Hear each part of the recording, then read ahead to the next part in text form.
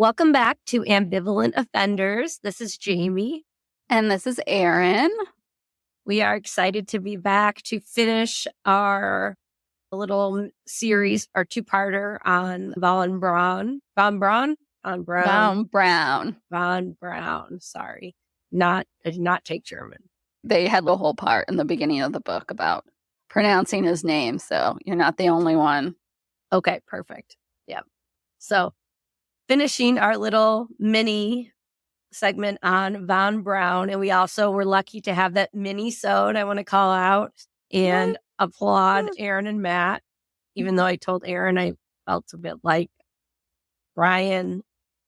See, now I can't even remember his last name. Dunkelman? See, the thing is, you don't even remember because he's forgotten. That's the point. To the pop culture time, yeah. Who was the co-host on the first season of American Idol. Which we were alive for. That was a historical moment in our lives. Yeah. I was there along for the ride, but it was mainly Matt. And as always, Matt killed it. I know. I'm like, come on, Matt. You couldn't have taken it down a notch. Mm-hmm. He needs his own podcast, but then it would immediately be better than ours. So I think he should just rotate as a third co-host. He can. I can ask him. Especially on certain ones that he has a strong opinion. I've got some ones that I'm hoping that we can convince him to join on because perfect. I think he would be a good resource for those. So yeah. Matthew, watch out. You're going to be invited back. You did too good of a job. Even having known just the kind of outline of Operation Paperclip, I was still blown away by everything that was talked about in that mini-sode. So if you haven't listened to it, coming from a very biased source, but still, if anything, though, I should be biased in the other way and be like, it sucked. Like, without me, you needed the other twin. I thought it was really, really intriguing. Actually listened to it twice just because that was so much information and I think just so fascinating to hear. Mm-hmm. Thank you. I will take credit for it for him. And that is a good point, too, because I'm going to touch on the name, but I'm not going to go into detail. So if you want to know what Operation Paperclip is, why it happened, all the gory details, go back, listen to that one. It's a great little crash course. Mm-hmm. Before we get into today's episode, I did again want to shout that out. I also wanted to shout out a lovely review we received. Was that today, Erin? It looked like it was posted Saturday, but it just popped up and that I could see today. Nice. I'm going to admit that, yes, I do check our reviews and ratings every day. So I see it. I see you when you guys post it. Thank you, Moon Instruments, for such a lovely review. Yes. Yeah. Erin was very excited to share with me, and I was very happy to read it. Much better. Interesting concepts. Interesting subjects, terrible voices. I suppose we'll just have to keep pushing through with our normal name. And, I guess. And our own terrible voices, but that's beside the point. That does make me want, just again, for a little call to action. If you are a listener of the show, please go out there and rate us or write a review, even a short little review. Those are always so nice to hear. And of course, if you have any opinions on people we should do, that could be always sent on our Instagram. Again, we're always checking that, or to our email, ambivalent.offenders.podcast@gmail.com. Yeah, absolutely. We'd love to hear. We always like to do recommendations. So if you guys have one, get in, ask us. We're happy to take that up for you guys. Patreon actually was the one who chose the next subject we're going to be doing, which will be P.T. Barnum. With that, I wanted to just say we are back to our normal schedule. I always say quote unquote normal because when we have part twos, sometimes they show up in the middle of the week. But to remind you, our normal posting schedule is weekly, either on Sunday night or most likely on Monday. However, these last 3 weeks, been traveling the last 3 weeks.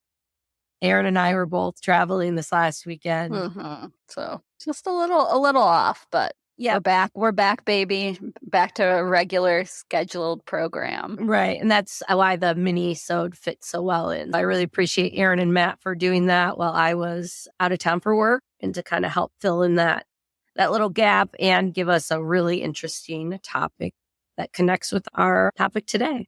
So thank you guys. Mm-hmm. And then we're also hoping, so stay tuned. I haven't even told Aaron this, so this will be top secret. Ooh. I know. Ooh, what is it? We'll hope to launch here in October a few weeks of basically free trial for Patreon. So you get a week free, so you can see what content we have out there for a week, and then decide again if you want to become part of our jury, whether it's $3 a month or $5 a month. We'll start that in October. That'll be our little October gift to you. Our birthday is in October, so it's a birthday present to you guys. Yes, a week of free Patreon. Okay, that's enough. Now we're going on to, as I know, Von Braun. I'm going to let Aaron take the stage. I'm not the happiest with him right now. I know. I'm not sure how much this will change your opinion, but I'm really excited. I should say, though, I did start watching For All Mankind, so I saw him. So I did see him in the first, 2 or 3 episodes. He kind of makes like a little return in a later one, but I was like, I know you. Yeah, I know your story. It's like the Leonardo DiCaprio on the couch meme where he's pointing. Yeah, exactly. That was me. I did get unusually excited. For a minute, I forgot that Aaron had watched that before me and had known about that. So I was like, oh my God, I got to go tell Aaron. And then I was like, oh, wait, Aaron. I already mentioned it. I'm so glad that you're watching, though. That's really exciting. Yeah. I know. It really wants me to put NASA on trial, actually. So if that's something that interests you, maybe I'll do a poll, or you can just always comment, do a short little thing, because I'm also reading a book on the Challenger. And between that and watching a documentary on Columbia, whoosh, NASA, man. I would love to talk about that. So I'm hoping we can do that. That would also be just a little bit something different than what we've done. We've obviously done how many episodes now, but mixing it up a little bit. So many. No, I don't know. Probably like 20 or something. But that 17, 18. That would be our first time that we would actually look at an institution, which would be really interesting. But I don't want to steal Von Braun's thunder. I was like, spotlight, thunder, I don't know what. But today we'll be back to Von Braun's story, but it will take us into the NASA world, because Aaron, if you want to just tell us, where do we leave off in part 1? I even need a reminder. Yeah, so part 1, we ended the war. Bye World War II, bye Hitler. Like, really, Thank bye, you. bitch. Thank you. Yep. So we left off as Wernher Von Braun had decided to surrender to the U.S. Army. They had made that decision. Things were going bad. He had surrendered, and this will become part of Operation Paperclip because of his knowledge of rocketry. Von Braun and many other Germans who worked for the Third Reich, they're going to be allowed to go to the United States under Operation Paperclip. Again, shout out to the mini-sode. Please listen to that. I'm not going to recap it here because that's what that's for. We're beginning Von Braun's journey in America. He's here. He's in Texas. What? He's here? No. He's not literally here, but he's in America. The real beginning of Von Braun's journey in America starts in Texas at Fort Bliss. He signs an agreement with the U.S. Army. Von Braun, his fellow Germans, including his younger brother, actually, Magnus Jr., they're all engineers, scientists, again, part of Operation Paperclip. They all ended up, or most of them ended up here at Fort Bliss, Texas. It's almost like they took the people who had been working on the V-2s, the rockets, and just moved them down in Texas. He's working with pretty much the same group of people he had been working with in Germany. That sounds like both surprising, because you're like, oh my God, there's these Nazi scientists. Now you're not even like spreading them across the United States. Yeah. But it's also not surprising because obviously they had worked together. And so they have a protocol and they have knowledge about how they run things. So if you split them up, like essentially the US government wanted them to pick up Basically pick up where they left off in Germany, but for America. US. I did have one question when you said how him and the fellow people there had surrendered to the US Army. Did he have a choice technically to surrender to the Soviet Army and then go to the Soviet Union? We had talked at the very end of part 1 that the Red Army, so the Soviets, are coming in, and Von Braun and his cohorts, the people he was working with, they sat down and had a meeting, and they knew that their knowledge would be needed, and they were trying to figure out who to surrender to. And the choice was, it was decided it would be America.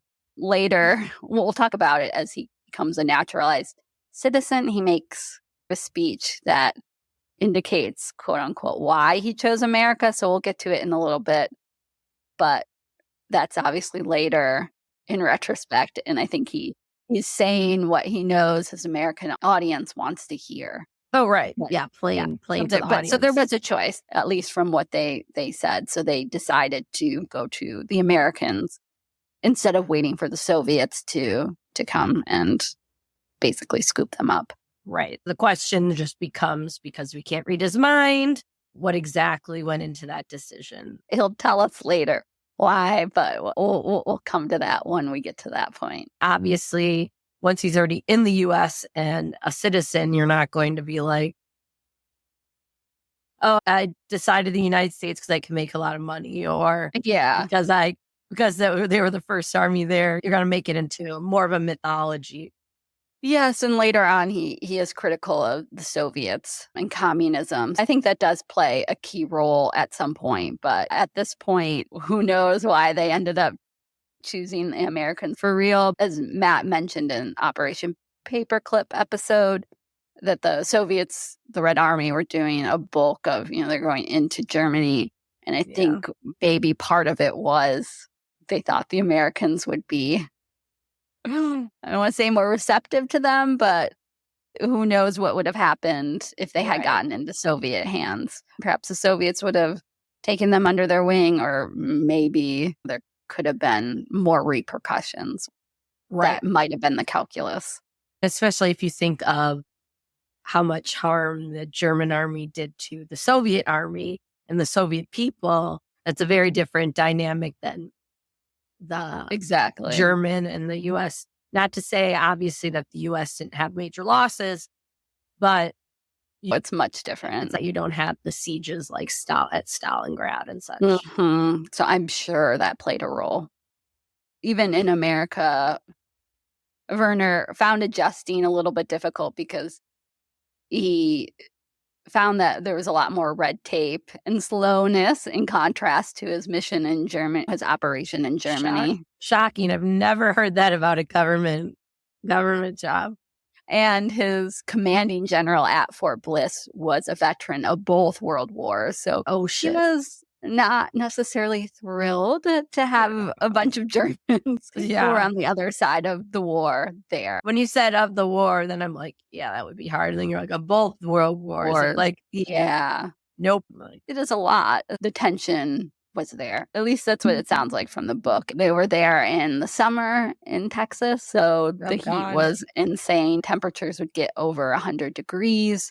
Morale was bad at this point. And Neufeld, in the book that I read for this, he talks about how, since it was just a bunch of men there, quote, fraternity house antics ensued, with battles with fire extinguishers and pillows being offered as examples. So they were literally doing pillow fights. Adorable. I know. That's why I was like, it's actually pretty adorable. It's like a slumber party in the 90s. I don't know if I feel it as adorable when it's former Nazi scientists with a pillow fight, but It certainly is intriguing. I like the fire extinguisher fights, though, too. I know. I'm like, what? Hilarious. What would that be like? I don't know. I don't know. I mean, it is like he mentioned fraternity. It's like frat house. Did they play light as a feather, stiff as a board? Thinking of all the other things they play at slumber parties. No, because they're all scientists and engineers. They'd be like, no, your body mass wouldn't change despite blah, blah, blah. Yeah, that's too much for them. Although maybe they would do it as an experiment. I'm sure it would be a huge culture shock as well, even though they are somewhat, it sounds isolated, but still coming to the United States, especially Texas.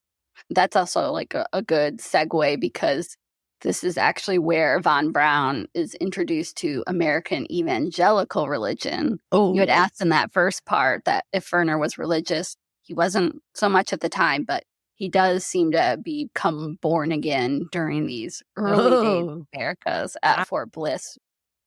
the evangelicals got him. They got him. We got him. Obviously, there's a question, is this out of guilt for what had come before? Maybe. But he would continue to be religious the rest of his life. He would later say that he prayed daily, hourly. This isn't something that just happened there. He would become religious the rest of his life, and it would be a major part of his personality and his lifestyle. It's so fascinating to me because so many times you hear that men of science really reject that. I think that's what came before, but from here on out, he does have that leaning. He does write some on religious topics really, really close to the end of his life. I thought it was funny just because you had mentioned that in the first part.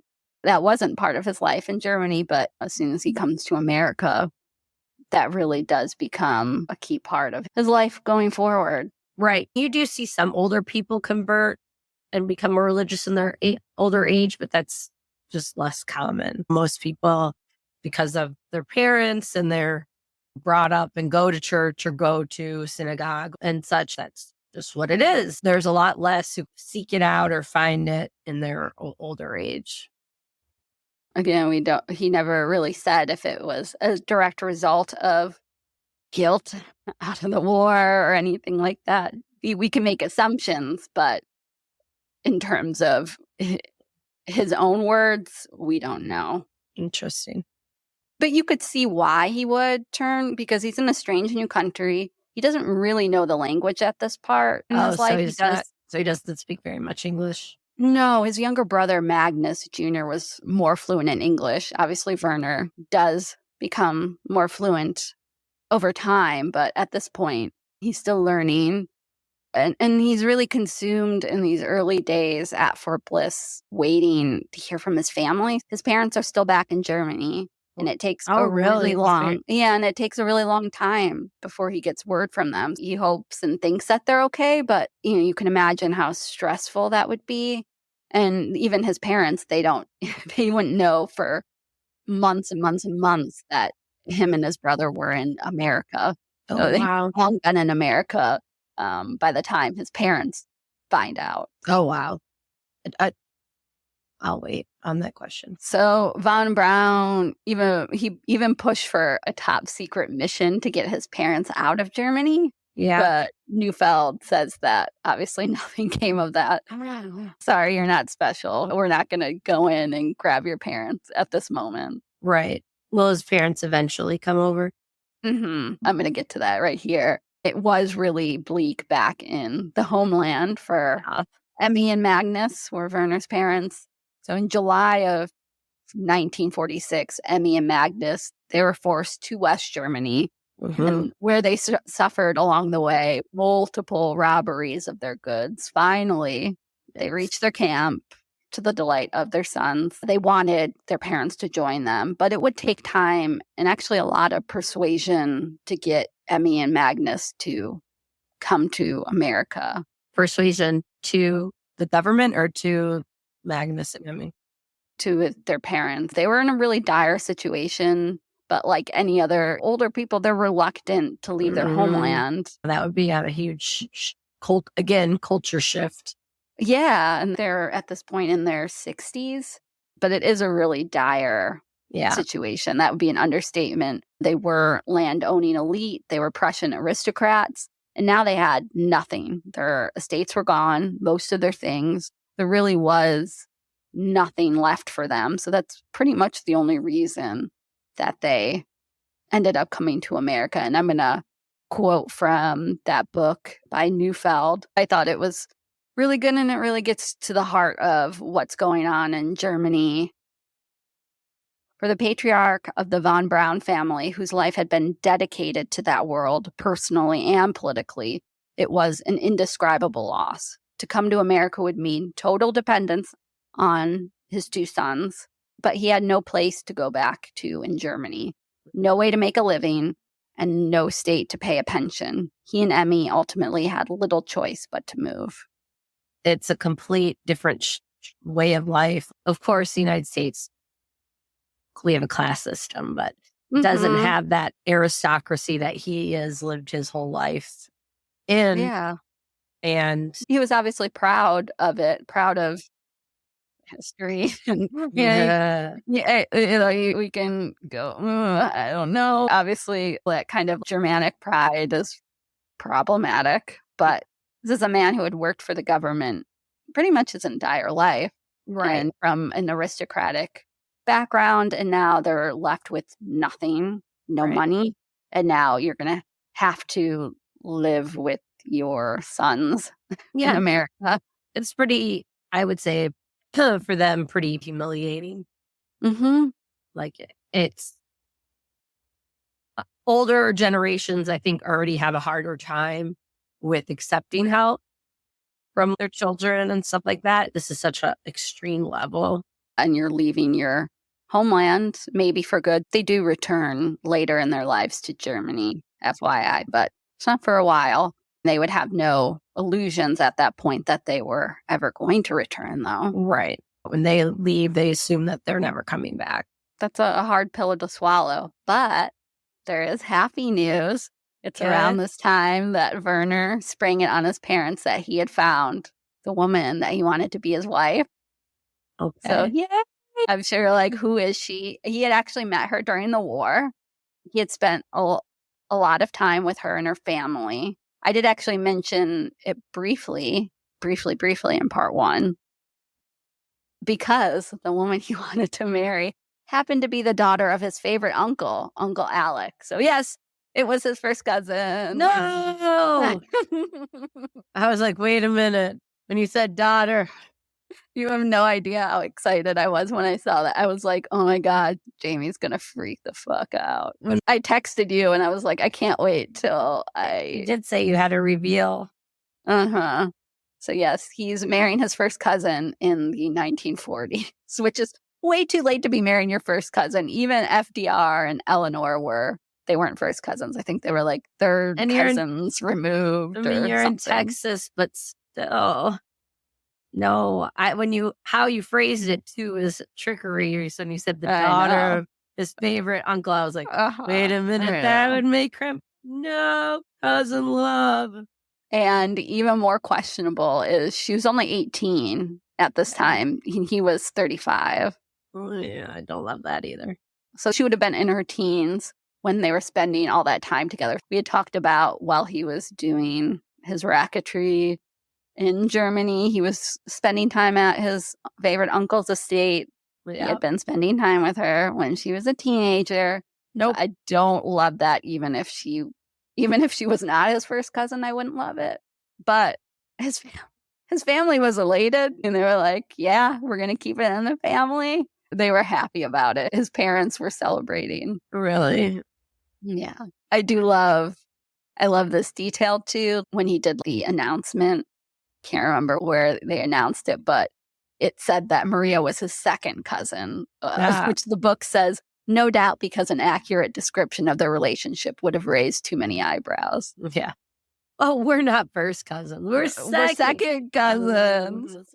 So, yes, she's 18. He's 35. So do they actually get married then? Wernher and Maria, they do get married in Germany. That's where she was still living with her / their family. Aaron, don't worry, he didn't come empty-handed from America. He brought flowers and 3 cartons of cigarettes, which is peak romance in 1940s. Okay. Doesn't make up for the first cousin thing. Well, at least if you're marrying your first cousin, your wedding becomes a bit of a family reunion. That's a bonus. But it was nice because he went over and that was the first time that he got to see his parents after the war. And then obviously he was close to his aunt and uncle, who were now his in-laws. Father, now his father and mother-in-law. So it's all good. They hadn't seen them in like 2 years, so it was a welcome reunion. I feel like we need to just start actually counting episodes where the people don't marry their cousins. Yeah. I feel like that would be easier than counting the ones that they do. Yeah, please. Maybe more of that. Mm-hmm. Yeah. On their way back to New York. So they got married and then they headed back to New York and then on to Fort Bliss. His parents were coming along at this point, but the couple, the newlyweds, they couldn't get their own cabin to celebrate their honeymoon because apparently only women got cabins aboard the ship. So Maria and Wernher were separated. Maria was staying with his mama, Emmy, and then Wernher and his dad had to sleep on hammocks or something on the ship. What? That's so bizarre. Super fun honeymoon. That's your punishment for marrying your cousin. Well, and then as soon as they got back to Fort Bliss, Wernher's parents were living in the same house with Maria, Wernher, and then Magnus Jr., his younger brother. So they were all in the marital home at Fort Bliss. Might as well be. All family. But Wernher's parents, remember, they'd always had hired help and servants. They were suddenly thrust into this new country and, again, had to rely on their sons for money. And at this point, it just sounds like Schitt's Creek, honestly. It's giving Schitt's Creek vibe, suddenly going with no money and all kind of living together. But with German accents. They have to learn how to boil an egg for themselves or like what's the enchiladas? Fold it in. Fold in the cheese. Fold in the cheese. Fold it in. But as kind of funny as it is, you do feel, as we said, a tinge of sadness because they're starting over in their 60s. They're living with their sons. This is not ideal for them. I would not in my 60s want to live with my son, who currently has a 6-year-old. Well, he's changed career paths a few times, but his first one was he wanted to be a vet in Arkansas with 6 kids. Only for cats, though. Maybe. But living in that situation, I don't know. I think I'm going to love that. There'd be a lot of grandkids for you to babysit. Wrangle up. Hey, at least you'd probably get a pretty big house in Arkansas. Be a much better situation in terms of the housing market there. Less snow, I guess. Mm-hmm. There you go. Yep. Well, they wouldn't be in Fort Bliss for long because the Von Braun family, they're trading Fort Bliss for Huntsville, Alabama. And this is where we can insert joke about 2 first cousins marrying and then moving to Alabama. Yeah. Roll Tide. There we go. Although Alabama listeners, it's a joke because the only people in the story married to their first cousins are Germans, not Alabamians?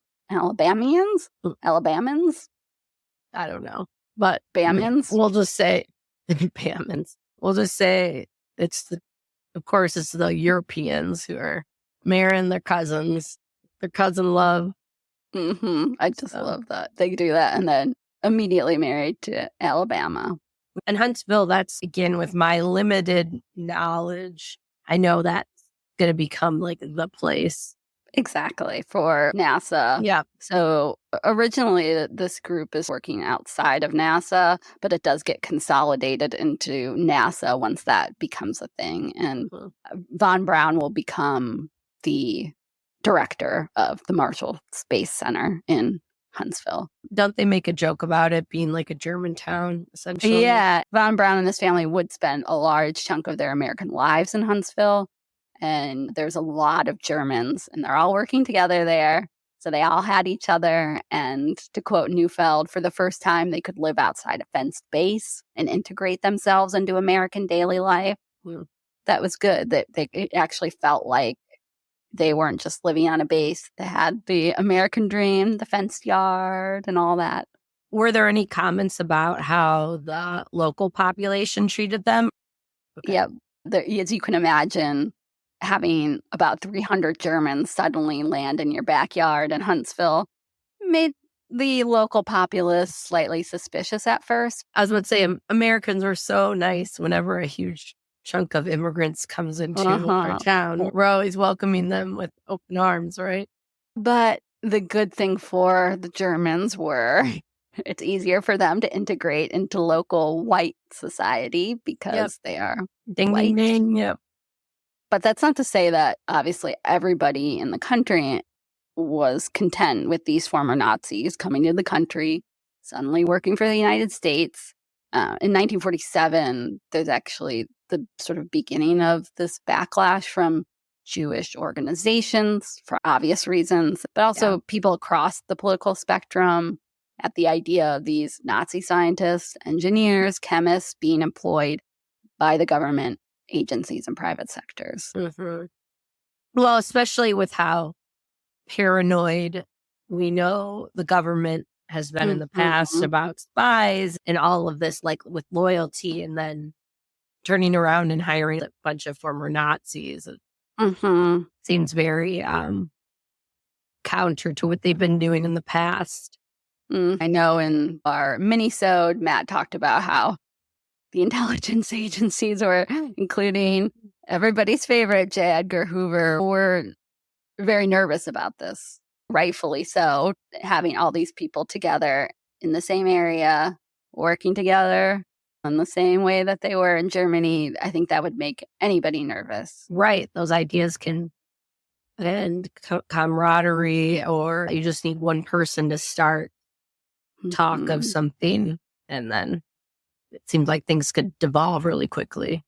I think there was overall some suspicion, but they were able to at least integrate into this local population in Huntsville, which before they came around, it was a pretty sleepy town, not huge. So suddenly having 300 Germans there is a lot. Like I said, it's not like people don't know that these men worked for the Third Reich, but Von Braun was actually lucky at this time. Unlike some of the other people he worked for, there were some leaks about other people who worked for the SS. They would find themselves target of hate because of those wartime activities. But Neufeld notes in his book that Von Braun was lucky because his SS membership didn't leak out at this time.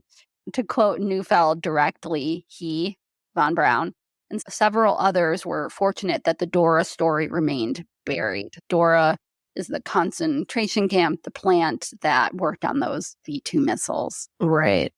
If you watch For All Mankind, that's the key piece, even though it obviously is a fictionalized show, an alternate history. But that piece, again, talking about the camps and what he knew and things like that, that's where things become questionable. It's pretty clear that the government knew about Dora and stuff. It's just that they didn't want the people to know that. Other people's SS membership were being leaked and they had a really hard time. But Von Braun was lucky. His SS membership and what he was doing doesn't come out until the 1980s after he had died. Yeah, that's pretty crazy.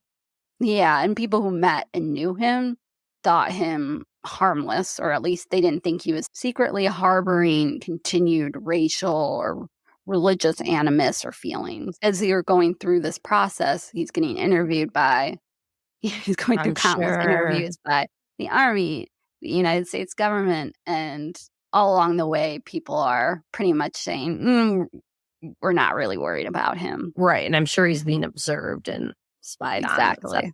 I'm assuming also that NASA in Huntsville also began employing people from Huntsville, which would make them probably have less animosity because it's a company town. Right. It's stimulating the local economy because these people need places to eat, to go and shop and stuff like that.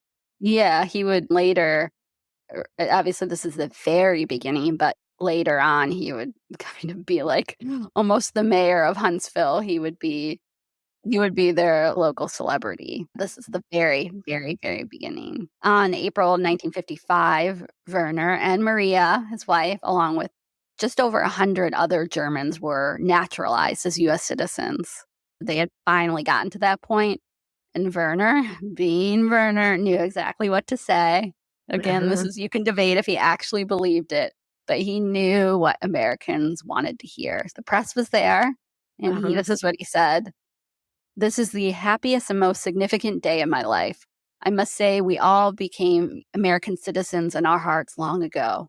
I have never regretted the decision to come to this country."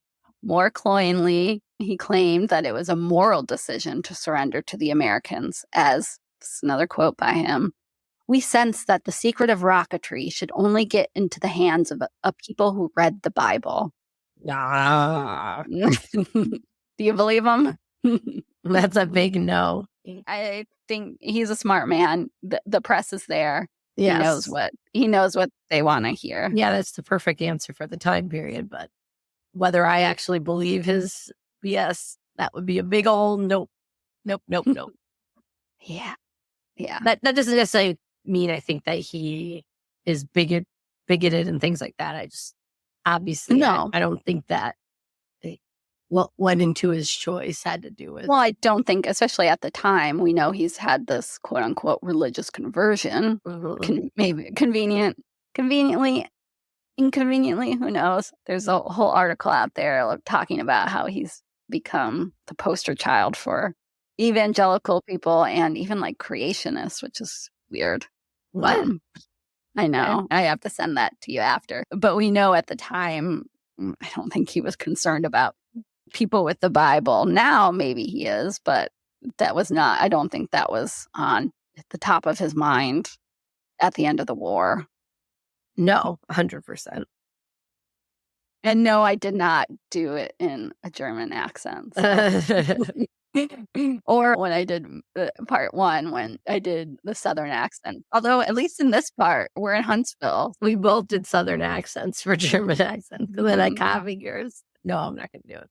The middle part of the 1950s was a good part for Von Braun and his family. Werner had his military work, and later, we'll get to it here in a bit. I'll come back to this, but he starts working for Walt Disney, which provided money and opportunity to evangelize space and space travel. So don't worry, I'm going to come back to it. When you hear it, you're like, Disney. But if you know Walt Disney, you're like, that checks out. It does check out. But Werner and Maria had a good, strong marriage, despite being first cousins. He had always enjoyed female attention, but it doesn't seem to have put a strain on the marriage from what we know. But then again, I did say at the beginning of part one that Von Braun's family, including Maria, have been unwilling to talk to biographers. So I don't think we can declare anything definitive, but from what we know, they were a happy couple, although this was pretty good. Later, he was asked about this claim from a spy who had said that she was his mistress. He had been interviewed, and he had said he had been, quote, a pretty good boy in his marriage, which Neufeld, the biographer, points out is, quote, less than a flat denial. Yeah, pretty good. Yeah, pretty good boy. You're not a dog. He always did like female attention. While work always consumed him, Werner still made time for his family and hobbies like flying, boating, hunting, and scuba diving, which he took up. Okay. Werner and Maria would eventually go on to have 3 children together, 2 girls and a boy. Okay. And at work, he was leading the Development Operations Division, which had nearly 3,000 people working for him by 1956. Wow. We had also touched on in that first part about how part of his genius wasn't just knowing engineering and rocketry, but being an organizational master and leader. And this is where obviously he had done some of that in Germany, leading, right, at least informally, these groups, but now he's really getting into it. Yeah, that's a huge responsibility. And I'm sure you'll talk about it. But what we know about NASA and the success of NASA, especially here in the Cold War time that you're talking about, wouldn't have been anything like it was without his leadership. No. And here's another quote from Neufeld that the result was an organization of very high morale and competence that would penetrate deeply into the workings of corporate contractors. So he was just really killing it. We also touched a little bit in part one how it doesn't always go hand in hand, knowing how to do things, being a master at something and leading. But I mean, leadership on its own is a hard thing to be good at anyway. Mhm. And so to be a master at his craft, it is pretty remarkable. Obviously, he wasn't perfect. He had a tendency to overspend and overpromise, but that kind of like what leader hasn't?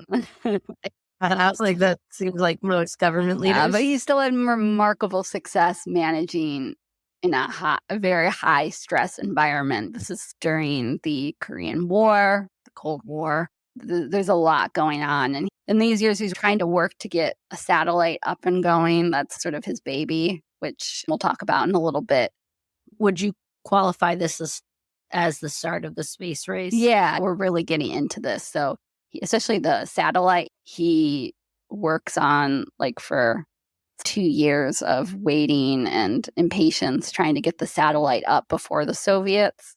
But unfortunately, Sputnik beats them. There's a lot of information on the satellite in Neufeld's book. So if you want details, go there. But for us, it doesn't really matter. Like, sorry, Wernher, it doesn't. Except for every time you mention satellite, now I just keep thinking of the song "Satellite of Love" by Lou Reed. I'm like, just jamming. Mm-hmm. I don't know if this one was the Satellite of Love, especially once you hear about his ideas for space. So we'll just talk about it now. Speaking of his ideas for space, it wasn't simply about exploration. He really was, especially in these initial years, obsessed with space weapons. So missiles launched from space. And of course, he's a man. The ultimate nuclear missiles in orbit. That was the dream. Perfect. Neufeld says that he was essentially proposing a new Manhattan Project, but this time with space. I think this is really important to bring up because eventually he downplays it for NASA's sake, but especially in these early years, he really is gung-ho on the weapons. And he's quoted as saying, "Weapons are not only something terrifying once a war is unleashed, but are also the most effective deterrents of war ever invented by man." You can agree or disagree with. That was his opinion. Yeah, I mean, it makes me uncomfortable, but it also sounds in line with what that probably if you ask any U.S. government male official during that time, I bet they would have similar thoughts. Exactly. I don't think it's too out of step, but again, that's sort of his main mission in the 1950s. He talked a lot about it. So it's not just like we want to see all the beauty of space and explore the universe. Mm-hmm. There is that military side, I should say. Yeah, exactly. In an application for his immigration, he put, again, is he trying to say the right things or is this his real thoughts? "I want to devote my future work to the progress and strength of the Western civilization. I consider the United States as their bulwark." You can either say he's being cynical and he's just saying the right things, or he really is very into the weapons as deterrence and really trying to help the United States in that aspect against the Soviets. Or maybe a little bit of both. Yeah. Obviously, it doesn't have to be either or. I don't know. I guess at this point, I don't feel like I can make a determination on how I feel he would be leaning. Yeah. Well, in addition to making his own contributions to rocket research, say that 5 times fast, rocket research. Von Braun wanted to evangelize space to America and the wider world, as I mentioned. His first idea was a sci-fi novel, but it got immediately rejected. It had so many footnotes. It was not happening. He moved on to TV appearances and speaking opportunities. And this is where Walt Disney took notice. And Von Braun will eventually go on to create content for Disney about space. It's called Man in Space. I had you watch a little clip. What would you say about it? I mean, in terms of it's not like the most Dry. exciting thing, but he seems harmless. 100%. Yeah, he's Disney-ified. He's just wearing a suit. Mhm. It'd definitely be something I could see being shown in schools. Mhm. He just a scientist with the funny accent. But that was part of the appeal. The appeal was a little bit of exoticism. And then at the same time, he appears on the cover of Life magazine in November 1957, just a month after Sputnik, which I'll talk about in a little bit. The story is called The Seer of Space. It's the same kind of thing where we see his good looks, distinguished demeanor, mainly being used for propaganda purposes, like his work with Disney, and to highlight the U.S. space race, but also himself. He's also promoting himself. Yeah. I mean, he's a good face for it, right? He's, again, not an unattractive man. Relatively young. He's in, his 30s into his 40s. Yeah. You can talk about, his family life and all of that. It's a very sanitized, very white, perfect 1950s immigrant story. Oh, yeah. In that Life magazine, it's a spread of him and his family, very much leaning into, oh, look at these good German immigrants. They've integrated and now they just love America so much. Take that, Right. Soviet Union. You couldn't really ask for a better person to do that based on all those factors, like you said. His attractiveness, his ability as a leader. Good looks, European background, a little bit sexy. And he's just also really good at explaining difficult concepts. He would often, at this point and throughout the rest of his career, go to congressional hearings. They'd always invite him. Actually, at this time, the future president, LBJ, as he was in Congress, starts to have that relationship with him, inviting him because a good face, really easy to understand. He's really making a name for himself, even outside the NASA community. Again, you're on the cover of things, you're in Disney. But I did also want to say that he does talk a little bit about World War II in the Life article in general terms. And he emphasizes the Gestapo arrest. I wonder why. Yeah, like I was an enemy of the Nazis. Yeah. But no journalist at this time knew that he had been in the SS or anything about the Dora camp, again, where those V-2 rockets were assembled. It's not that people don't know, but I do think between him downplaying it, a lack of that real information, and then just, as we talked about, he's good looking, a little bit soft spoken. Yeah, he's blonde and blue eyed, so he maybe looks a little bit like a Nazi, but he doesn't look like a villain. You wouldn't expect him to be leading a concentration camp. He's Aryan, but he doesn't seem scary. And to be fair, again, in 1950s America, obviously the United States dabbled in eugenics. Being blonde, blue-eyed, male, that's a huge plus for him. And he does look, again, we talked a little bit, he looks like a film star. At least at this point, it always does seem like his fame is outsized compared to, not that it's, I don't want to say that his contributions aren't there, because he does contribute to rocketry and NASA, but he's the face, but he's never actually the head of NASA or doing these things completely just himself. Obviously, it's a huge group effort. He's also hugely popular in West Germany. It's like Beatles mania there, actually, in terms of him. Really? Yeah. Funny. But I think to the point that even though he never was like the head of NASA, he's definitely in some ways the face of NASA. Absolutely. Most people at that time, the only person who works in space that they would be able to name would be him. You've got him on Disney. You've got him on multiple magazine covers, making TV appearances. Certainly, he's one of the few that are out there in each form of media. And has made it into like pop culture. Mainstream. Well, a big setback came in October of 1957. So October 4th, 1957, Von Braun learns via a phone call from a journalist that the Soviets had launched Sputnik, the satellite. I told you we'd come back to Sputnik. No. He was really upset because had been like 2 years of delays, and that meant that the Soviets had gotten their satellite up. But he told the defense secretary immediately, if you go back to Washington tomorrow, Mr. Secretary, and find out all hell is broken loose, remember this, we can get a satellite up in 60 days. So he's always selling. But this officially launched the space age after Sputnik.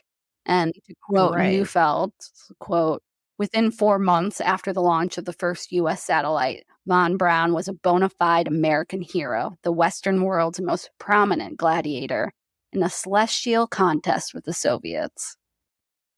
So we've got Sputnik, and as promised, he launches the U.S. satellite Explorer on January 31st, 1958, which culminates in a crazy 1 a.m. press conference.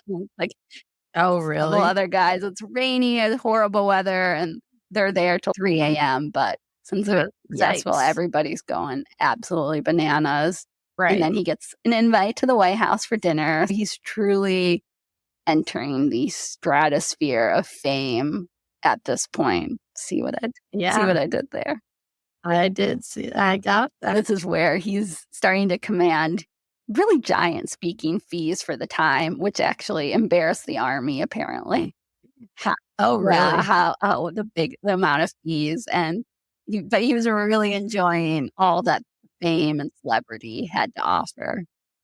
Oh, yeah. Milk it in, dude. Mm-hmm. At least one person who knew him said the fame had gone to his head.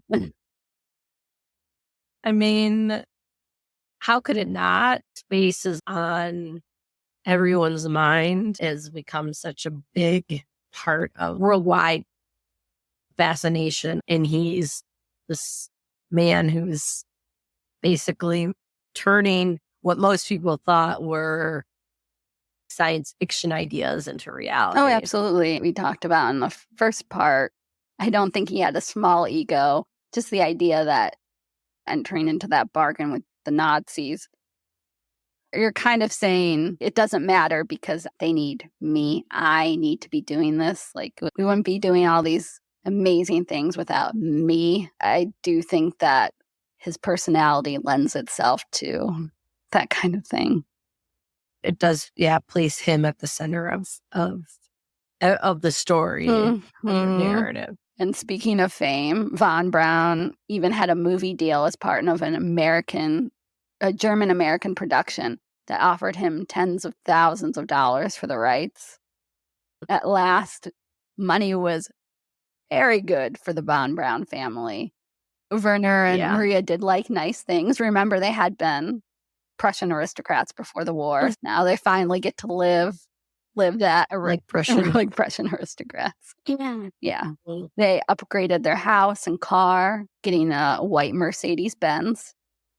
German car, of course. But the added attention and fame was not great for Maria, Wernher's wife, or his kids. Wernher's basking in the glow of it all, but Maria was really private and hated all the publicity, especially when it came to their kids. Yeah. And with her husband so busy, she had to do a lot of the heavy lifting around the house. I liked that. Later, Wernher would be a little bit shocked that she knew how to use all these hand tools around the house. But she had to learn because he was away for so long. He had those speeches, he's writing articles and columns, in addition to his actual job. It was a lot. In a way, it does remind me, and because I'm binging For All Mankind, like the astronauts' wives of while they're out either training or out in space, they have to do everything. They have to be mom and dad. Exactly. He was obviously already busy just doing his normal job, but now he's off speaking. He's doing TV appearances. I thought this was both sad and it was funny and a little sad, but Wernher's daughters asked him to quit his job and buy a drugstore so he could, quote, come home every day. I Oh, know. I was like, oh man, that's brutal. oh, that hits me in the pear. But that's the price of fame, right? He got what he wanted, but now he's in demand. It's grueling for him too, but at least he had a choice in the matter. He did, yeah. He could just stick to his government job, but No, he he is making money. Mhm. Yeah, and that's something he enjoyed. And I'm sure he could justify it too, as I'm helping my family. And know. a lot of it, he just loves space and the idea of space as this new frontier and all that. That really does.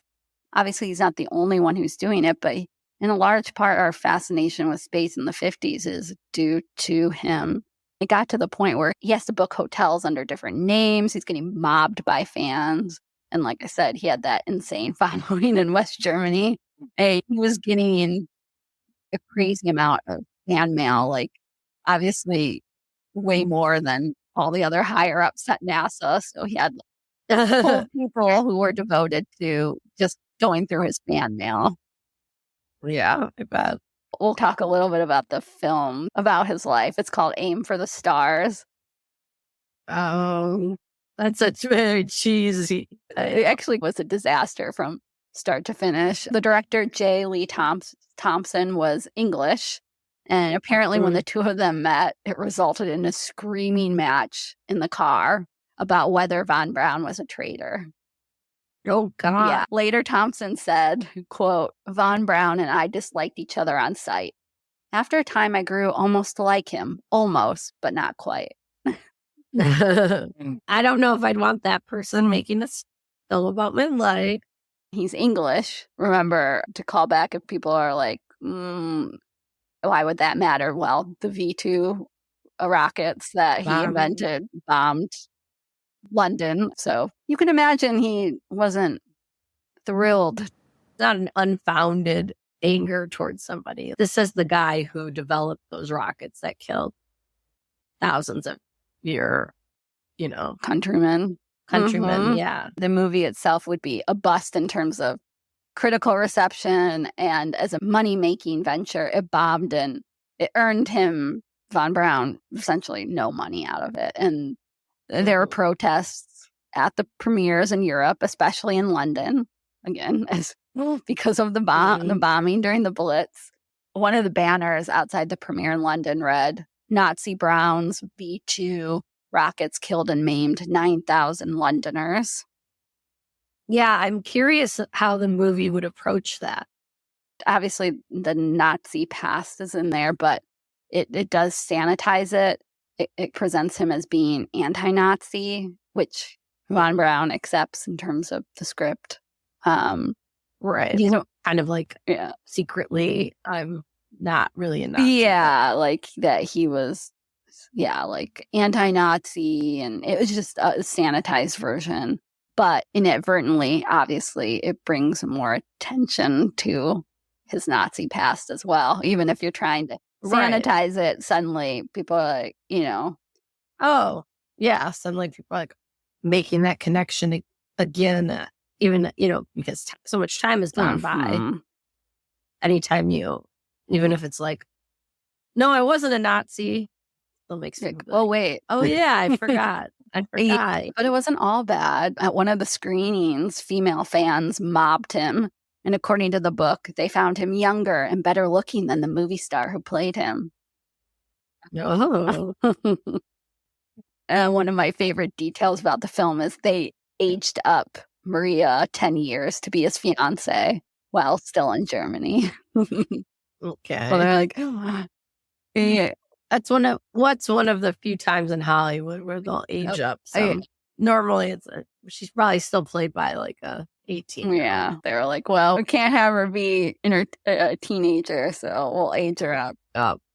Yep. That makes. Let's stop here briefly in terms of the bio, and I did want to talk a little bit about media because we can't talk about Wernher Von Braun without mentioning the Tom Lehrer song that came out in 1965, which, since it's in the public domain, we can play a bit of it. Gather round while I sing you of Wernher von Braun, a man whose allegiance is ruled by expedience. Call him a Nazi, he won't even frown. Nazi schmazi, says Wernher von Braun. Don't say that he's hypocritical, say rather that he's apolitical. Once the rockets are up, who cares where they come down? That's not my department, says Wernher von Braun. Some have harsh words for this man of renown, but some think our attitude should be one of gratitude, like the widows and cripples in old London town, who owe their large pensions to Wernher von Braun. You too may be a big hero once you've learned to count backwards to 0. In German or English, I know how to count down. And I'm learning Chinese, says Wernher von Braun.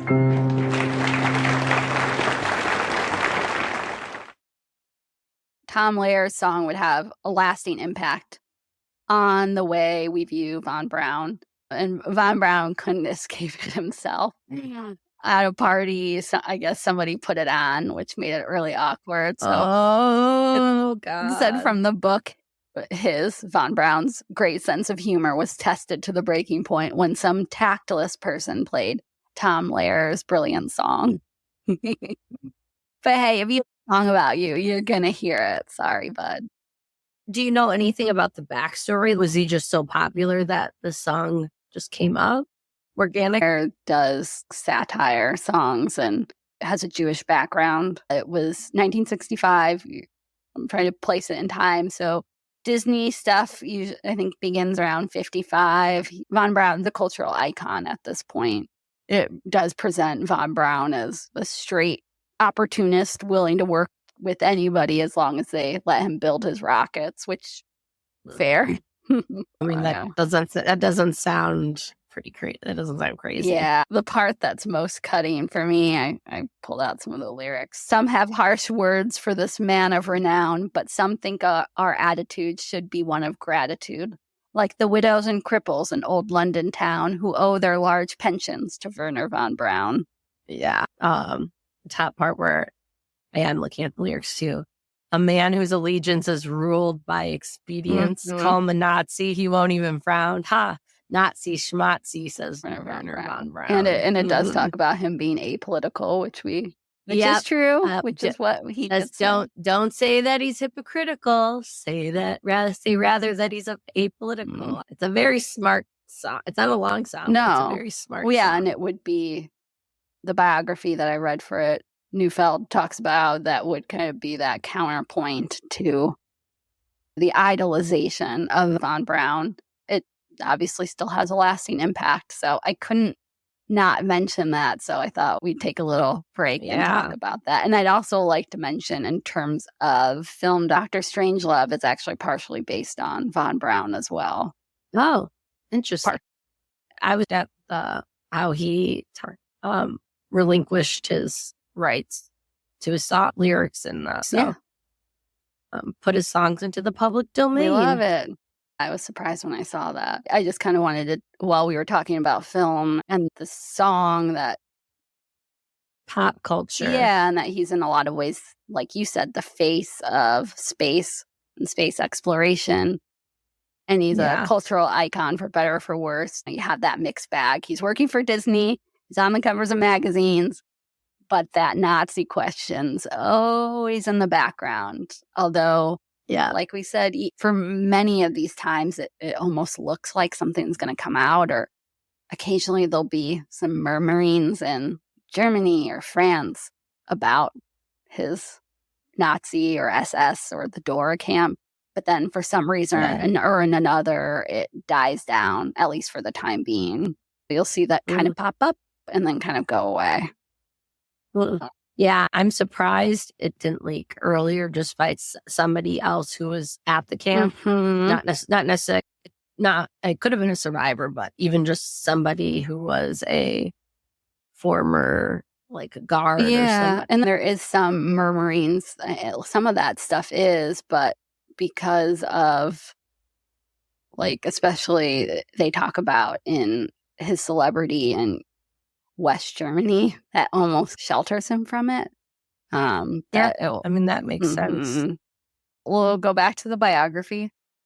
We talked a little bit about Explorer 1, which is the satellite, and then the film of his life. On the personal front, though, before the film was released, Wernher actually lost the woman who bought him his first telescope and imbued him with the love of science from the beginning. Emmy Von Braun died. She had been forced to have an emergency colon cancer operation, and she never recovered, dying at the age of 73 in December of 1959. And even sadder, due to timing, Wernher was actually not even able to attend his beloved mom's funeral. Oh. Yeah, and it seems like he felt like he had to skip it regardless, because he said that if he was there, he would have all the attention. That is a little sad part of his newfound celebrity. Yeah, that's actually really tragic. Especially since we know how close he was to her, and everything else is falling into place in his life, but getting that devastating blow. And also, we'll miss you, Emmy. We love you. Yeah, I mean, just as a mother and who passed on that love of science, you pretty much can't have Von Braun without Emmy. Nope, you can't. But at this time, literally, at this time, though, there is a boon for space enthusiasts like Von Braun. JFK gets elected president in 1960. We know that actually Von Braun had met JFK years earlier, and he had come away saying that he knew that he would become president one day. And while we don't know Wernher's party affiliation, if he had any, he did vote for JFK. We need to know that. And Wernher and Maria were supposed to go to their first Kennedy State dinner at the White House at the end of November 1963. And instead, as we all know, President Kennedy's life came to a violent end in Dallas. Von Braun's secretary said the only time she saw him cry was during Kennedy's televised funeral. Yeah. For a lot of people. There are pictures of them together, and it does seem like they had an affinity for each other, especially Kennedy's fascination with space. But at least... And another person who seemed to overpromise. Yep, there you go. The time. Yeah. But at least for Von Braun and NASA's ambitions, the new president, LBJ, Lyndon Johnson, was a supporter of the program. Von Braun and President Johnson, actually, as I said, had met many times before as part of those congressional hearings. They were pretty friendly, if not friends. In fact, only a month after the assassination, President Johnson invited Von Braun to his Texas ranch and quite fittingly gave him a cowboy hat before saying that he wanted to see that hat on the moon. That's a very LBJ. Not at all surprising. Yeah, that's very LBJ. That tracks. He'd grow closer to LBJ than any other president before. And instead of going into the nitty-gritty on rocketry and innovation that was happening at this time, including the first manned flight to the moon, I did want to highlight something that I found really surprising and had no idea on, and something that's more indicative of Von Braun's character, his relationship with civil rights. Oh, okay. I'm preparing myself. We've been so focused on space that we have to come back down to Earth and think about the 1960s in America. A lot of changes happening. And Von Braun's living and working in Alabama, which elected segregationist radical George Wallace as governor. More on him in a moment. But Von Braun would actually become a surprising voice on civil rights. Okay. Tell me more. While the opening of jobs to African-American workers at the facility in Alabama was a push from higher NASA administrators, particularly James Webb, Von Braun did follow through. It was a tough sell, though, to get Black workers working in other parts of the country to move to Alabama. Come on down to Alabama. If you quote NASA's first African-American engineer, Morgan Watson, quote, "Once you step out of Huntsville, you are in Alabama." Yeah, that would not be a place I would want to be, but to get jobs that were, I'm sure, more well paid. I'm surprised that Von Braun was so open to that. We know, again, like George Wallace, there are plenty of politicians who received orders that they did not follow. They refused to follow. I don't want to make it sound like suddenly NASA and Huntsville was a utopia, because for the most part, the workforce still remained majority white. But I think that Von Braun did do more than just going through the motions to recruit African Americans to join NASA in some capacity. He did a lot of visits to historically Black colleges as part of outreach programs. Oh, wow. Yeah. And eventually, after a little bit of arms twisting from LBJ on down, Marshall Space Center hired its first African American recruiter. So they finally had me to actually go to those historically Black colleges that weren't just white men. Right. And try to actively find people in those tracks, like of like engineering and such. And he really did reach out to the local community. Von Braun even went to Miles College, another historically Black college, groundbreaking for a new physics building. There's a picture of him there. I'm going to send it to you. Okay. Just so that you can see. I don't want to give him too much credit. Actions speak louder than words, right? He was given this initiative, but it seems like he took it even a step further based on what I can see. And is that balance between giving white men too much credit, especially white men in government, a lot of credit, but at the same time that I think Matt's brought it up before, that it's the idea of when you're talking about a time period like the medieval times, right? And a place like today's values. And of course, the 1960s is not the medieval times. For an older, former German SS member, I'm very surprised in the way that he didn't push back, because that would be my natural thing, would be like, oh, he probably was pushing back like George Wallace did, and basically say like, make me like. And that not only the time period, but the place, I think, is very important. You want to describe him in the picture? He looks pretty happy. He's just got a little hat in his lap. He's definitely put on some weight. He's got a little bit of a little paunch. He's sitting surrounded by African-American men. He's having a conversation. An African-American man. They're seated next to each other. Obviously, it's integrated. He looks like he's having a good time. I mean, he's there again. It's a groundbreaking for a new physics building at a historically Black college in Alabama. Especially now that I know like kind of the level of celebrity, the fact that he's there sitting in an integrated crowd. I mean, in this photo, there's one other white man behind him, and in itself is a visual message. And yeah, I didn't even think about that, using his celebrity for good. And back to George Wallace. So George Wallace was governor, and he visits the Marshall Space Flight Center in 1965, where, again, Von Braun's director. Of course, Wallace was there to claim credit for all that they had been doing there to advance U.S. space flight. The visit didn't go quite as planned for him. Von Braun made a speech that included the line that the era belongs to those who can shed the shackles of the past.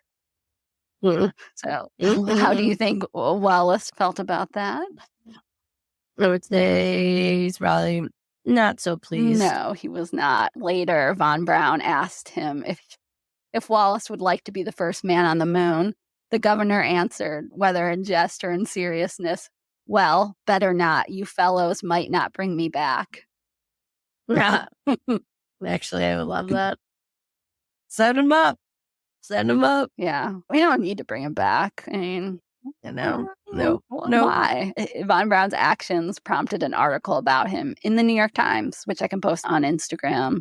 I'm sending you a picture of it too. You'll see the headline says, Von Braun fights Alabama racism. Scientists warn state U.S. might close Space Center. So kind of warning them that if things don't change, they don't shape up, then we're going to leave Alabama.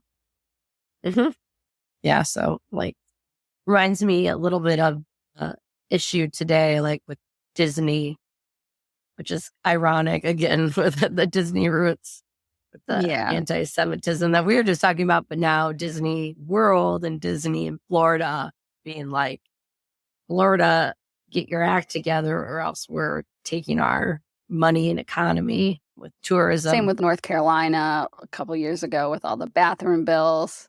Yeah. It's very much the same thing.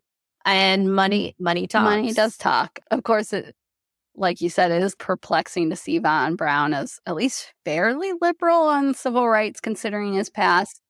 Obviously, people wonder if Von Braun's guilt over his role in the SS and complacency about the Nazi regime came into it. We don't really know, but there's actually the story that I think does give us a little bit of clue. Okay. One of his assistants tells a story where they were worried for Von Braun with all this stuff going on, and they hoped that the KKK wouldn't burn a cross in Von Braun's yard because of all this outspokenness. Yeah. According to them, so take it with whatever grain of salt you want, Von Braun spoke about his arrival in America and how he kind of pressed on, quote, people were asking him about his time in Nazi Germany. And so they asked what he had done when people were disappearing in Nazi Germany. Turning back to the topic of segregation, Von Braun then said, that's not going to happen again. I am not going to sit quiet on a major issue like segregation. So at least in this story that his assistant tells, he's equating the segregation that he kind of sat by and let people disappear in Nazi Germany, and he's not doing that again. Yeah. So. Yeah, that's, again, it's he was very young during. We talked, he was 20 at the beginning and throughout his 20s. And not that I want to give him a pass because it is very different than when you are older and you have the ability to make those decisions. It's hard because there's so much that can play, right? He's not just a nameless guy. Like, if he wasn't Von Braun, this NASA, like, kind of superstar. It's like both ways with the celebrity piece, right? He's both becomes a target, but then people want to know his opinion. He can be sheltered more than, again, in Nazi Germany. Obviously a totally different situation, but he speaks up. He's shot. I thought that in terms of, as we're evaluating him, the idea that I don't want to say he's not on par with, Martin Luther King Jr. or John Lewis, but it's unexpected. You would not think that he would be there pushing back against somebody like Governor Wallace. He's like Kamala Harris. We're not going back. We're not going back. I definitely wanted to bring that up. In terms of what he's doing at NASA, again, I'm not going into the moon landing in 1969. A huge part of his legacy and NASA's legacy is on that. He plays a key role in decision-making and the making of the Saturn V, which is the vehicle that will get the astronauts to space. Right. But if I go too much into this, it's like such a monumental moment in history that we could just end everything. Do a whole podcast on it. I just think the important thing is he was involved. He was heavily involved. Right. And it's a monumentous for mankind. For all mankind. I also find it really interesting because it's an important inflection point of his life. So much had led up to that. This had been on his mind, getting into space, somebody stepping on the moon, and suddenly it happens. Yeah, and it was real. But then what comes after? It's like Alexander the Great standing in saying there's no more worlds to conquer. Like, it's hard. I mean, Well, Mars and other planets, but that's a perfect segue because that actually is his next idea. It would be Mars. Funny. It's in a celebration at Huntsville. They have this huge celebration, obviously, in Huntsville days after the moon landing, where the leaders are at the courthouse and like the center of the town, and they put Von Braun on their shoulders, and he proclaims to his loving audience, the ultimate destiny of man is no longer confined to Earth. Maybe one of these days we'll even have a man on Mars. And it's not all talk because he's preparing information and presentations on the Mars mission as early as 1969. Wow. Yeah, that's crazy to think that was an idea back then. I didn't think that was a serious consideration for NASA, but no, he was prepared. Real preparation. Later, he would say, people have tried to cast me in this image of the Mars or bus guy in this agency, which I am definitely not. But he was really, really enamored of the idea because his first, like, that sci-fi novel that I had talked about was all about Mars. And he says, I wasn't a Mars or bus guy, but he really wanted to do the Mars thing. I'm sure. But it's not just that idea. He's also trying to figure out ways to make spice.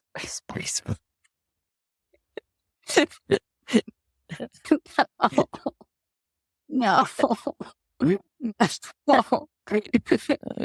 I didn't really want to say Spice Girl. Might have to keep that one in. Oh, my brain. You're like, no, I needed to say it. He also promoted ways to make space. You're gonna have to leave at least one of these in. I'm just crying now. He promoted ways to make space flight more routine and cost effective. Some of that actually was due to the fact that he had never really given up hope that he could go into space himself. My personal favorite suggestion of his, though, post-moon landing was he suggested for the bicentennial of the U.S. in 1976 to put Nixon in space to orbit for the bicentennial. I love that idea. Call back to our Nixon episode. Nixon in space. I can't imagine. He would have been the grumpiest space. It would be like him looking out the window. He would not have been impressed. He'd just been so grumpy. Yeah, that's kind of the worst idea, but also the best idea I've ever heard. I'm really sad. For All Mankind has all the alt history. It starts, for the people who don't know, For All Mankind, the TV show, it's like as if the Soviets got on the moon first. Our version of that would be, the starting point would be if Nixon had gone into space to orbit and all the things that would have changed after. I feel like, yeah, our world would be a different place. You wait, hold on. You know I'm going to have to AI image this. I would love to see what AI would come up with Nixon and space. They're like, no, that's Nixon and George Wallace. Oh, God. No, this has gone so off the rails and I can't concentrate because everything's just making me laugh. But speaking of Nixon in office, NASA and Von Braun soon found out that the days of endless budgets were over. Neufeld notes in the book that Nixon both wanted the allure of the astronauts because it was good for him politically. We all love astronauts. Hey, Mark Kelly. But, quote, he was equally quick to slash the budget of NASA when choices had to be made between agencies. Oh, I'm sure. So this is where the Mars mission's dead on arrival. And for all the triumph of the space program, soon the only thing really left was the space shuttle. There's nothing particularly new or exciting, in large part because of those constraints of the budget. And I know from reading the Challenger book, the idea of the space shuttle being a reusable, so you can cost effective if you flew so many flights per year, but you could, again, instead of just a one-time usage, it would for be Spice Flight. reusable. For For Spice Spice Flight. Flight. Spice Girl Flight. That's the sequel to Spice World. And Space Camp. Yeah. Well, but I do think to bring this back where it is poignant. This is another quote from the book. For 37 out of his Von Braun's 57 years, he had ridden the wave of state interest in rocket development, first for weapon systems, then for space. Suddenly it was over. Things had really died down at this point between the budget, and then they didn't really know what the next steps were, especially if it's not going to be Mars. Right. Like what? There's not any new first. It's kind of sad because it all led up to that moment of landing on the moon, and there's so much excitement, but then the fall off is very quick.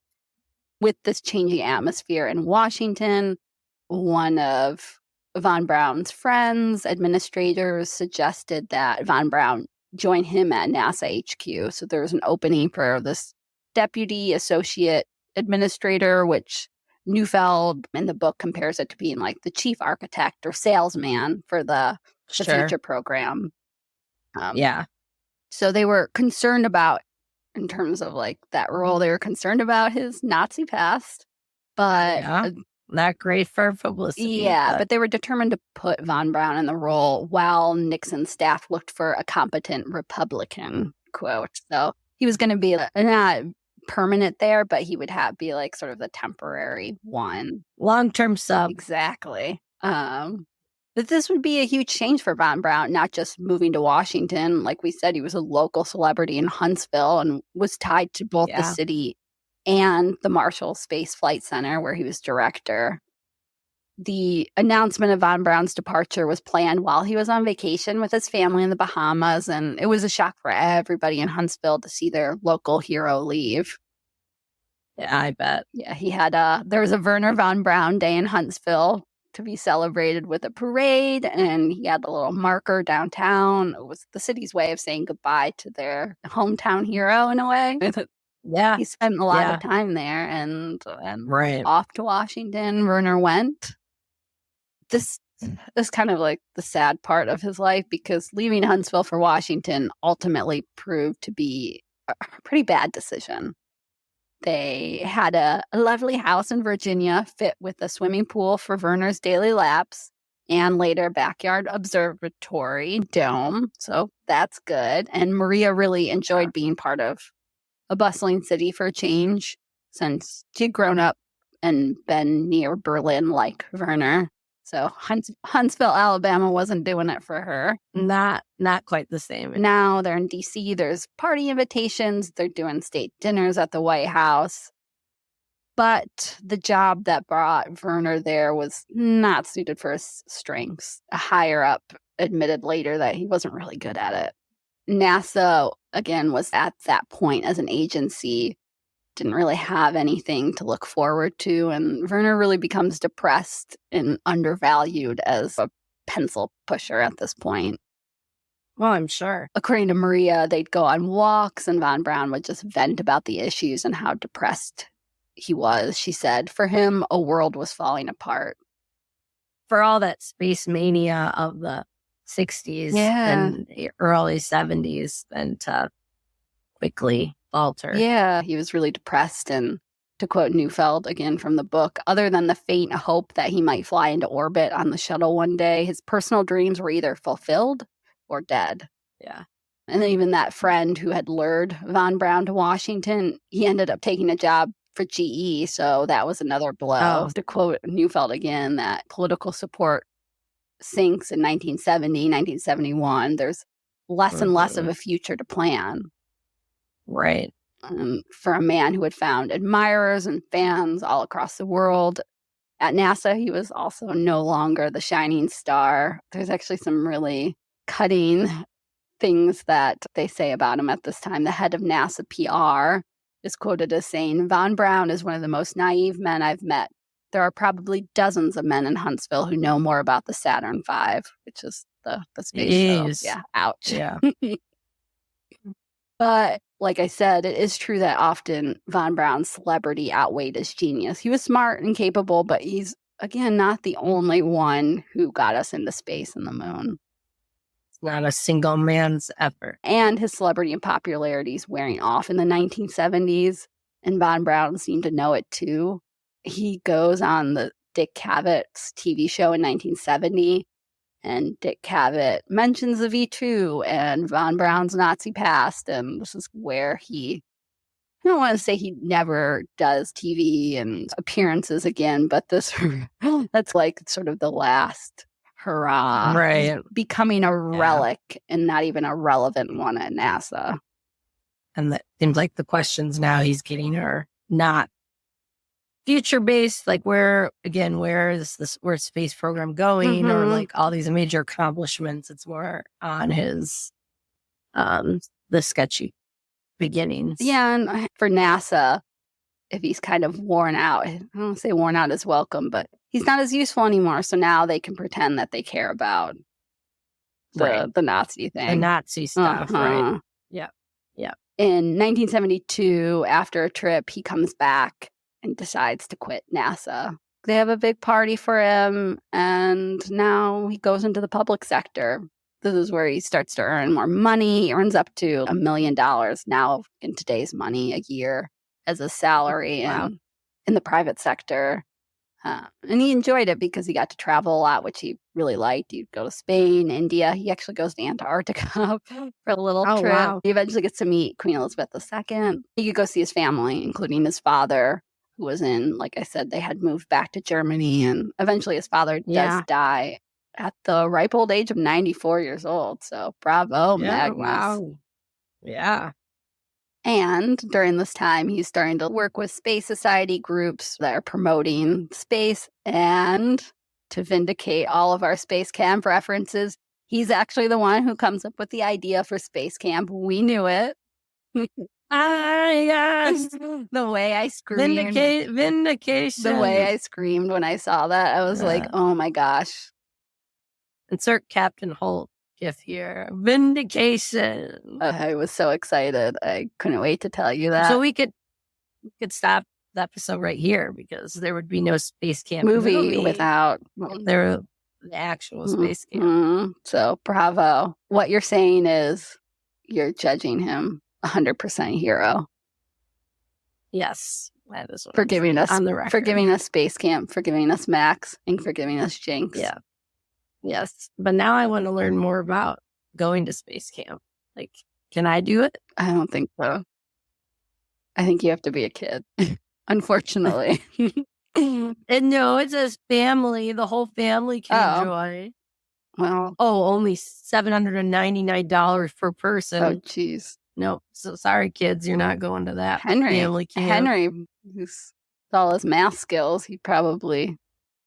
I know he'd actually love it, but you can go with Grandma and Grandpa. Yeah. Ooh, that sounds pretty fun. Unfortunately, life after NASA would be cut short. A physical exam in 1973 as part of getting his piloting license renewed. They found a growth in his kidney, so they'd remove the kidney, which would be a quick recovery for him. But in 1975, while on vacation in Canada, Von Braun ignored some bleeding that ended up being a result of a tumor on his colon. Ew. He'd spent almost an entire month recovering in the hospital from the surgery, but the cancer had spread and he was growing old before his time. He's only 64 at this point, but he had to use a cane, and his good looks were obviously gone because of the stress that his body was going through. There was no doubt that he was dying at this time. His children came home to surround him in his dying days.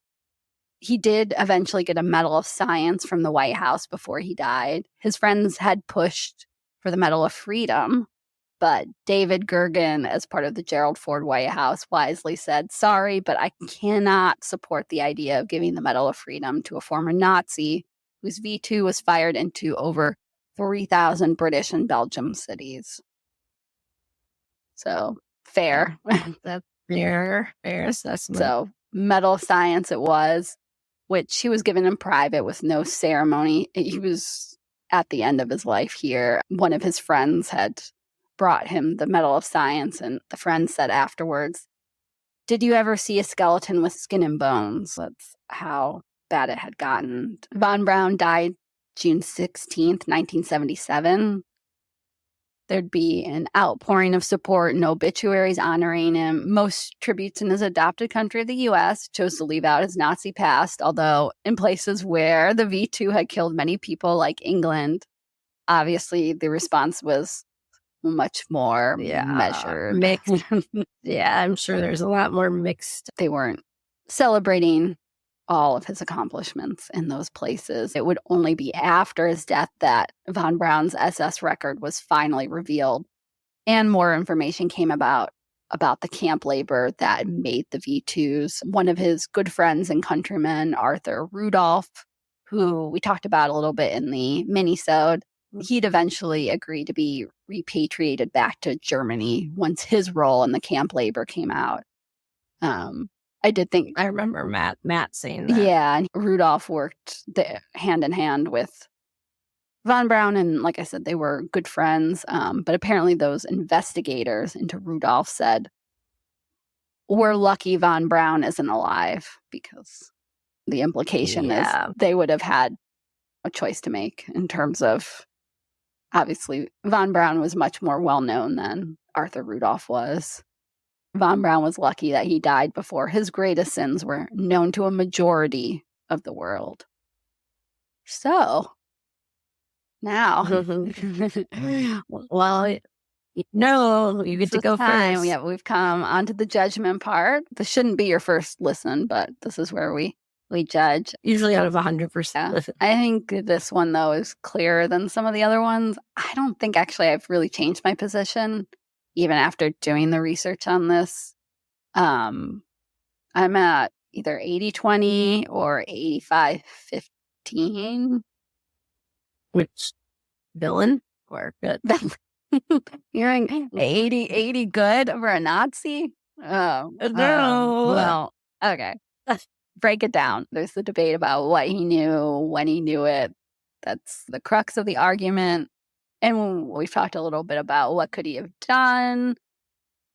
But I think I did write down this quote from the biography that I think hits home, that he says, "Von Braun still bears some moral responsibility for being in the middle of that situation, seeing the concentration camp labor personally, face to face, seeing the horrible conditions and continuing to work, and not just work, but to work day and night energetically for that program with total commitment." For me, I'm like, wouldn't it be a great world where we all stood by our moral principles? Obviously, that doesn't always happen, but there's a difference between doing something a little bit icky, like quote unquote working for the man, maybe working for Amazon, working for Google, but we're talking about actual concentration camps, genocide, a Holocaust. The scale of it is extreme. We talked about in the first part about, did he see it? Did he see what was going on? I think it's pretty clear that he was in the camp at least 12 times minimum, that we said, and he would have been aware, at least at minimum, of the horrible conditions in which they were living. And then I think a large part of it is the guilt piece, the remorse piece. And we just really don't see him ever talking about it, at least publicly. Right. And again, we don't get, in terms of biographers, people in his family haven't really talked to biographers about him. So it's hard. But from what the book says, it does seem like he expressed maybe a little bit of remorse in the 1960s and 70s in letters to some concentration camp prisoners, which Neufeld kind of says it's better than nothing, but it's not very good. No, it's not. It's not a public statement. Yeah, there's so much more that he could have done. Donations of his money too. Yeah, I don't think we ever really see him making amends in that kind of way. We don't know what's going on with him internally, but if he's not doing something about it, I can't give him credit for it. Like you said, you could see his work with segregation, maybe doing a little bit of amends, but without him saying that for a fact, you can't draw that as a direct line. Right.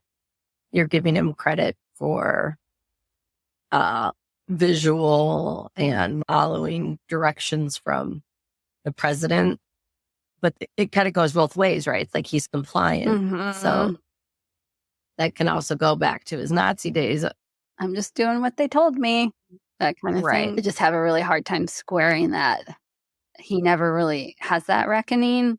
He has celebrity, he has fame, he has money, he has all the means that he could do it. He could be having those conversations, but we really don't get that from him. And if you're talking about the other side, say, well, we got to space with him. He obviously did contribute, but again, there were a lot of brilliant scientists. Yeah.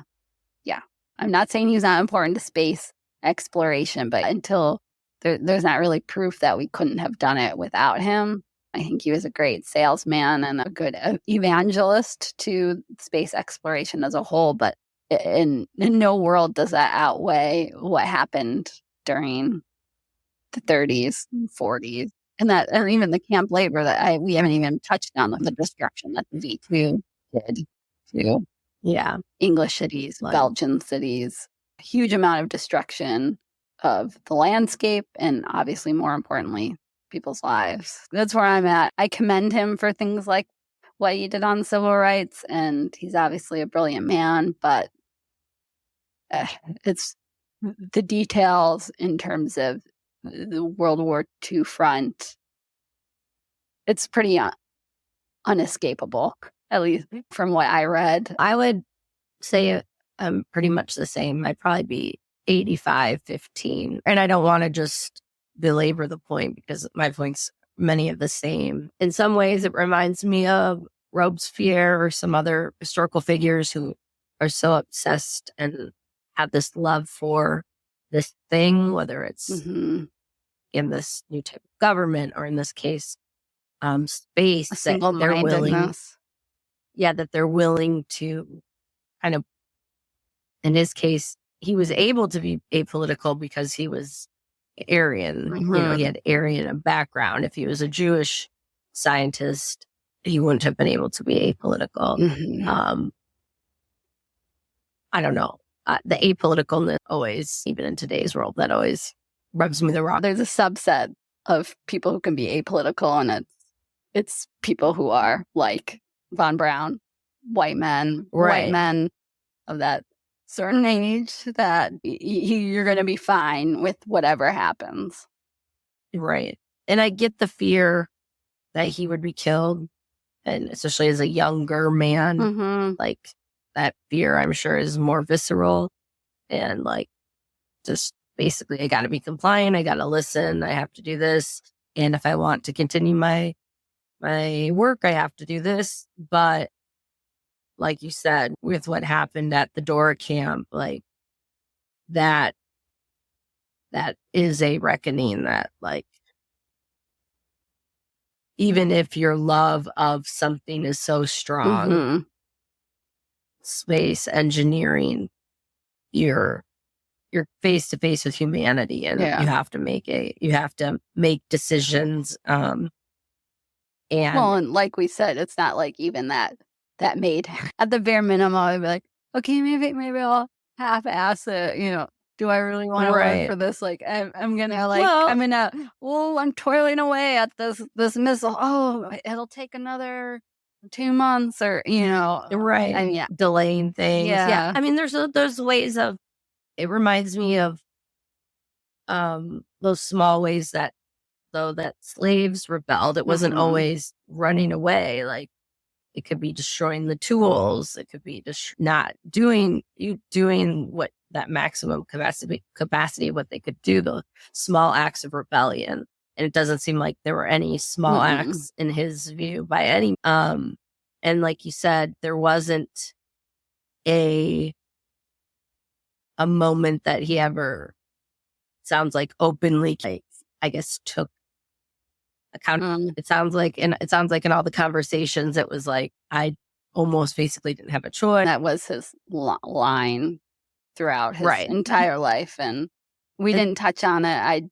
I didn't talk about it. He did testify in the 60s about some of the Dora stuff. He was not on trial, but other people were. And even then, he was nervous, and it was, again, no accountability. It was like, I didn't really see anything, but if something did go on, it wasn't me. And I just cannot believe that somebody that high up and who went there 12 times did not see anything. At minimum, he's walking through their living spaces where it's dusty. There's no drinking water. Thousands of people packed in. Right. And there's no way you can hide that from him. And why would they hide that from him? He's one of the There's no he's one of the guys. I could lean more towards like 80-20 or even like 75-25 if he had some later life, like actual public statement, public reckoning, or put money towards Jewish organizations. Not that I think that cancels it out, but no, he really did seem scared that it would come out. Wow. Right. It would actually be even more to me. I can't think of the word. If he was quietly giving to organizations or things like that. But the fact that it seemed like he had no plans and made no attempt to make any public statement on it. And the fact that his family continued to refuse to say stuff that I think that really rubs me the wrong way. He was a part of history. I get wanting to protect your father, your husband. At some point, the world needs to know if he was so against the things, then where's your evidence? If you have writing, protecting him shouldn't be their number one priority. Especially now he's gone. His legacy is already, as we've seen, is already a mixed bag, very much a mixed bag. Right. Statement. There's nothing really left to protect at this point. I do want to also come back to excusing him for his youth. At that time, you think of all these freedom fighters, these resistance these people were young too, and they were able to make the right decisions. Yes, his upbringing made him primed to be okay with the Nazi regime, sheltered, and I don't think is there any scenario that you're prepared to see the worst of mankind? I don't think anything prepares you to be okay with what happens in concentration camps. Same with the London and elsewhere, the bombings. And when he talked about it, he both sides did. He said that Germany was also being pummeled and had deaths too, which is true, but that's not taking any account of. I think there's a defensiveness throughout his life, which makes sense perhaps in the 1950s, and 40s, the 50s, but as you're getting into the 60s and 70s, when he's in his 50s and 60s, I think a lot of it is it's easier for him to tell himself that to help him sleep at night that he was just a pawn and he's just doing his job. But that doesn't make it okay. No. Well, thank you, Erin. This was a very, very tough, but obviously one of those figures who, as history has gone on, more has come out. And I think more obviously will come out. Yeah, as you guys mentioned in Operation Paperclip, we'll probably continue to hear more about. And I think bringing up all his complexities is very eye-opening as a figure so lauded in his time as pretty much face of NASA, besides the astronauts, and then to learn more of his past. Yeah.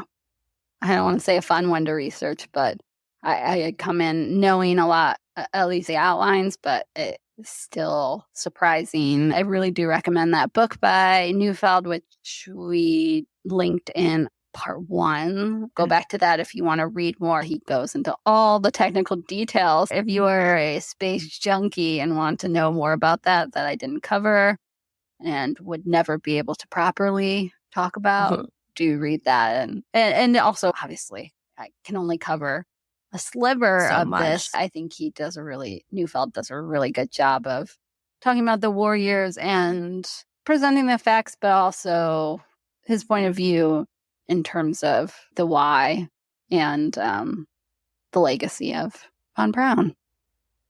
That sounds super interesting. When you're listening to this, it should be posted on our regular schedule, which means that our next episode will be me telling the story of P.T. Barnum. If you want to know more, usually kind of just random interesting facts we'll throw out there, or more details when episodes are posting, if there's date changes. And for Patreon, Instagram is our main place to go. Last thing, we always appreciate reviews. So if you want to review us, especially on Apple Podcasts, Spotify, but wherever you listen to podcasts, we greatly appreciate that. And again, if you would want to donate, you can join Patreon and get some extra content, or you can do Buy Me a Coffee and just pretty much help pay the housekeeping bills. The front of the house, as I said before, front of the house. Thank you, everybody. We will be back again here in a few short days to talk about P.T. Barnum. Yay! Yeah. Bye, guys.